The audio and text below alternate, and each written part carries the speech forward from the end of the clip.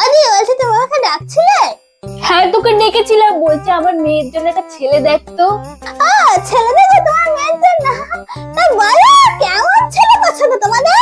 ছেলে যেমন হয় হোক, শুধু একটা ছেলে দেখ। যেমন তেমন ছেলে চলবে, কিন্তু কেন এত সুন্দর মেয়ে?